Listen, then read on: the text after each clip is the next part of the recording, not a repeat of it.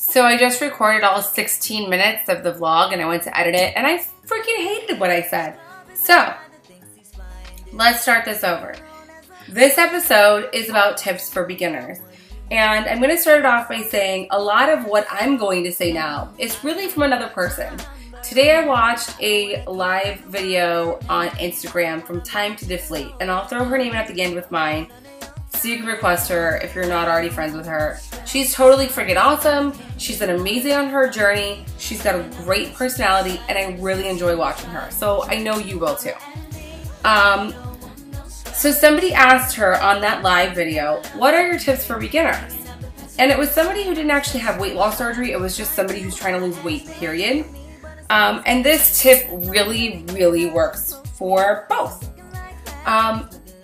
She said, the most important thing is consistency. And I have to agree, being consistent is huge. She said really how she started was before her surgery, she started breaking out of bad habits and bringing in new good ones slowly. So she stopped drinking soda and started drinking more water, which is something that I did as well. You know, cut out some bad foods and started finding good foods that would kind of supplement that we could have after surgery is something I did.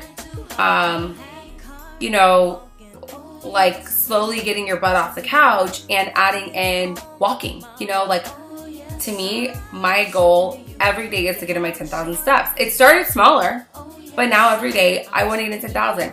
And hey, sometimes I only make 8, but sometimes I make 12,000. You know, it really depends. Sometimes I go even more, but you know. So, you know, get off the couch, get your steps in. Add in a day at the gym. Slowly add in more workouts as you go along. And it's really about letting go of those bad habits and bringing in the good habits and doing it consistently. Am I always consistent? Heck no. I'm still working on it. My life, my journey is a work in progress. But it was just a really, really good point by her. Being consistent is one of the most important things in a weight loss journey, regardless of surgery or just trying to change up your lifestyle. Like, that's the greatest tip ever. So please work on being consistent. I'm going to. You know, building habits like going to the gym, I'm not perfect at that. You know, what I really crave is competition. I like going with somebody who's going to be like, oh, I can do more weights than you, or oh, I can do more reps than you, or oh, I can go longer on the elliptical than you can, or I can do the row machine longer, or, you know, yoga, I'm going to hold that pose deeper and longer than you are. Not that you're really supposed to talk in yoga, but you get what I'm saying. I like having someone who's going to challenge me. I want somebody who's going to be like, I'm going to kick your butt today. And I'm going to be like, no, you're not. I'm going to kick it. So I don't always get that. So I don't go to the gym consistently. I find other things to do, like running or biking or whatever, stuff like that. And that's a problem that I'm trying to work on. I need to start going to the gym alone all the time. I used to go to classes alone all the time, and I need to start that again and stop making excuses because it's bullshit. But we all have those days, and that's acceptable. But it's about, you know, still finding that consistency. And to me, one of the biggest things is finding balance. So before weight loss surgery, every time I would go on a lifestyle change, there were a couple of times when I had a diet and I would like, oh, I'm cutting out all of this. That's bad. I learned about my personality that if I cut all of something out, say ice cream, which is one of my favorite things, and Time to Deflate knows what I'm talking about. Yeah, I might go 2 or 3 weeks without ice cream, but then guess who's gonna eat like a whole freaking half-gallon ice cream? Okay, not that much, but I would go on a binge. Say I'm not allowed to have cookies. Well, 4 weeks later, guess who bought and ate like a whole pack of Oreos? So that's not good. I crave chocolate a lot. I'm a sweets person, and I really hope that that will go away after surgery like it does for a lot of people. No. So chocolate. Love it. I like dark, but I love milk. I don't know what it is, but milk chocolate, just so creamy. Oh, that's my baby. So If I cut out chocolate, guess who's gonna eat a lot of chocolate? So I learned the key is, and this doesn't work for everyone, but key for me was to keep, like say, I love the Lindor chocolate truffles. They're little tiny balls. So I get that little small bag, has a few of them in it, and I'll allow myself one. There might be one a day, there might be one a week, there might be one a month. Who knows? You know, really not one a day, that's too many. But there might be a time when I'm craving chocolate 3 days in a row and I'm going to have one 3 days in a row. But then I'm not gonna crave it for like a couple of weeks. So a couple weeks later I'll have one. And then maybe a week after that I'll have two. You know, and that's better, I think, having one a day and being able to burn off those calories than having a whole bag in a day and not being able to burn off those calories. Because then the next day I'm probably gonna go and have more of some other piece of shit that I'm not supposed to have. So I learned, for me, in moderation, regardless of what it is, for me, moderation is the key. For you, maybe something else. So you have to get to know yourself on this weight loss journey too. In the beginning, I didn't have these things around. It wasn't really even of interest to me in the beginning. Like 1 month, the first month post-op, you're on a social diet anyway. So obviously you can't have that. I went to my pantry and I was like, I'm throwing out all this shit because I don't need it around. Wasn't gonna eat it. My husband didn't need to eat it. And once I was on solid foods, I didn't need to eat it. So I'd say it was really good for like the first 2 months post-op. But I started bringing in snacks, and most of them healthy, but bringing in things and allowing myself a small amount at a time. So even things like jerky or cheese or fruit, only a small amount at a time. Even if it's got your protein or whatever, small amount. It's about moderation. And where I was going with balance was, yeah, so maybe one day I'll eat chocolate and the next day I'm gonna eat a salad. And maybe one day I'm gonna eat a piece of steak with a bunch of veggies, and the next day I might eat a taco and a French fry. Like, you have to find balance because you can't be miserable for the rest of your life either. You know, this is a lifelong journey, and you have to be able to wake up every day and smile and love what you're doing. And, you know, that has to do with work and relationships, but food and exercise and health too, because, you know, we've had unhealthy food relationships for most of or our entire lives. That's why we've gotten where we're at.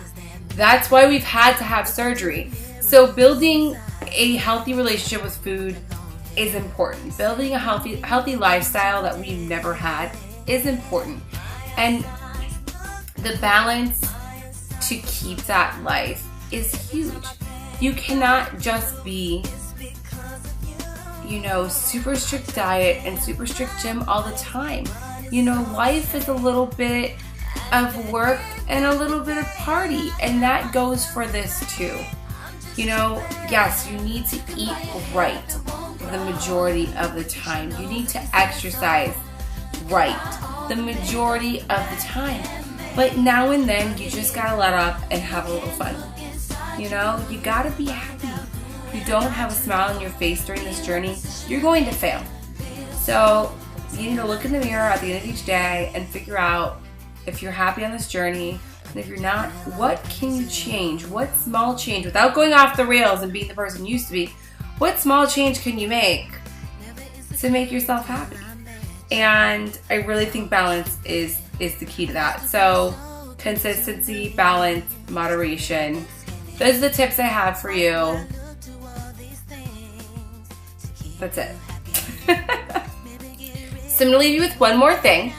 Somebody literally just asked me what smoothies I make because I posted my Syntrax Nectar unflavored, and I'm gonna throw in Aubrey Strawberry's Instagram name also, so you can add her on there. She's freaking amazing. She's hilarious. She has her own vlog. She posts the most amazing food, and she's gorgeous. But she has a code for Centrax Nectar to save money. I believe it's 40% off. I was able to get 2 of these puppies for 42 bucks. And I like the unflavored because my tastes always change. And I like the different flavored ones. I've tried ones from them that are good.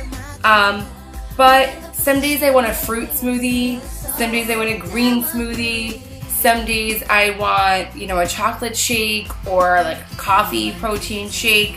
My flavors always change. But my absolute favorite right now is this one that I've made it a few times. I originally tried it from somebody else and I decided to try and remake it. Not exactly the same, but honestly I think it's better. Okay, so I made a mistake. It's not Aubrey Strawberry. It's Aubrey Straw or Strow. I'm not exactly sure, but her name's at the end. Sorry, girl. So I'm gonna read you a list of the ingredients and then I'm gonna go ingredient by ingredient and let you know what I recommend.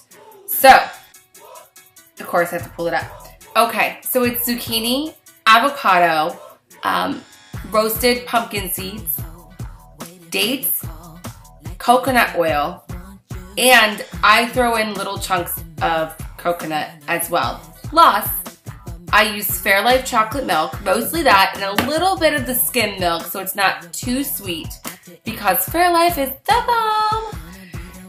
And that's that. If I need to throw in some ice, I will, but because some of the stuff is frozen, I really don't typically need to.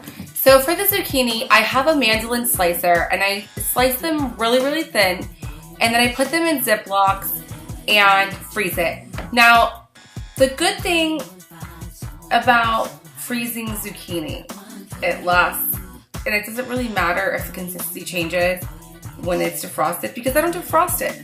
I break off pieces and you can just throw it all in the bag together. Don't worry about how it sits or whatever because since it's so thin, you can break it off and just put whatever you need in your smoothie. Ta-da! I also I'll buy like several ripe avocados and cut them up into little chunks and then I'll divide them, I'll weigh them out by like 1 ounces and put them in snack baggies and put them in the freezer. That and the coconut oil will make it super creamy and smooth and just give you this consistency that you won't find any other way. I love it. The pumpkin seeds, now you can get unsalted and salted. The unsalted are very hard to find. If I eat them as a plain snack, I like to eat the unsalted. But I like the salted ones to throw in the smoothie. Could kind of, you know, give a little special something for that sweet.